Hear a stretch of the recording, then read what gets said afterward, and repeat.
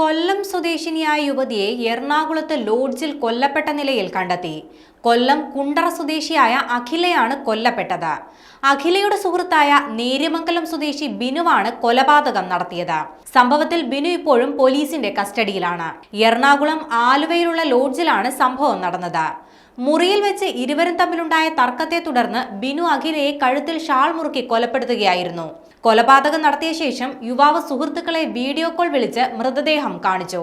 Lodge ജീവനക്കാരേക്കാൾ മുന്നേ വിവരമറിഞ്ഞത് യുവാവിന്റെ സുഹൃത്തുക്കളാണ്. ഈ സുഹൃത്തുക്കളാണ് പരിഭ്രാന്തരായി പോലീസിനെ വിവരമറിയിച്ചത്. ഇന്ന് രാവിലെയാണ് ആലുവ നഗരത്തിലെ ലോഡ്ജിൽ യുവതിയെ കഴുത്തിൽ ഷാൾ മുറുക്കി കൊലപ്പെടുത്തിയ വിവരം പുറത്തുവരുന്നത്. ഇന്നലെ അർദ്ധരാത്രിയോടെയായിരുന്നു കൊലപാതകം നടന്നത്. ബിനുവാണ് ആദ്യം മുറിയിലെത്തിയത്. പിന്നാലെ അഖിലയും മുറിയിലെത്തി. മുറിയിലിരുന്ന് ബിനു നന്നായി മദ്യപിച്ചു. മദ്യപാനത്തിനിടെ തന്നെ വിവാഹം കഴിക്കണമെന്ന് അഖില ആവശ്യപ്പെട്ടു. പിന്നാലെയാണ് കൊലപാതകം നടത്തുന്നത്. മുൻപ് പലതവണ തന്റെ വീടിന്റെ പരിസരത്തെത്തി വിവാഹക്കാര്യം പറഞ്ഞ നാട്ടുകാരുടെ മുന്നിൽ അഖില തന്നെ അപമാനിച്ചിരുന്നു എന്ന് ബിനു പോലീസിനോട് വെളിപ്പെടുത്തി. ഇന്നലെ വീണ്ടും വിവാഹക്കാര്യം പറഞ്ഞതോടെ ബിനു പ്രകോപിതനായി. ഇരുവരും തമ്മിൽ വാക്കുതർക്കമുണ്ടായി. വാക്കുതർക്കം കയ്യാങ്കളിയിലേക്ക് നീങ്ങി.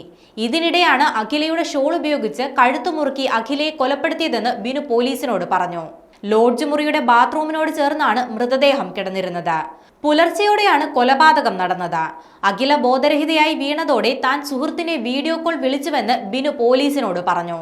വീഡിയോ കോളിൽ അഖില നിലത്ത് കിടക്കുന്നത് കണ്ട് പരിഭ്രാന്തനായ സുഹൃത്ത് പോലീസിനെ വിവരമറിയിച്ചു. പോലീസ് സ്ഥലത്തെത്തുമ്പോൾ ബിനുവും അർദ്ധബോധാവസ്ഥയിലായിരുന്നു. അഖിലയും ബിനുവും തമ്മിൽ 1 വർഷത്തിലേറെയായി പ്രണയത്തിലായിരുന്നുവെന്ന് പോലീസിന് വിവരം ലഭിച്ചു. അഖില നേരത്തെ വാഴക്കുളത്തെ ഹോസ്റ്റലിൽ വാർഡനായി ജോലി ചെയ്യുകയായിരുന്നു.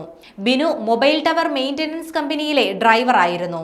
ഏറെ നാളായി അടുപ്പത്തിലായിരുന്ന ഇരുവരും മുൻപ് പലതവണ ലോഡ്ജിൽ മുറിയെടുത്തിട്ടുണ്ട്. പലപ്പോഴും 2 ദിവസത്തോളം ഇവിടെ താമസിക്കുകയും ചെയ്തിട്ടുണ്ട്. ഇന്നലെ മുറി ബുക്ക് ചെയ്തതും പണമടച്ചതും അഖിലയായിരുന്നുവെന്നാണ് ലോഡ്ജ് ജീവനക്കാർ പോലീസിന് നൽകിയ മൊഴി. സംഭവത്തിൽ ഇപ്പോഴും അന്വേഷണം പുരോഗമിക്കുകയാണ്.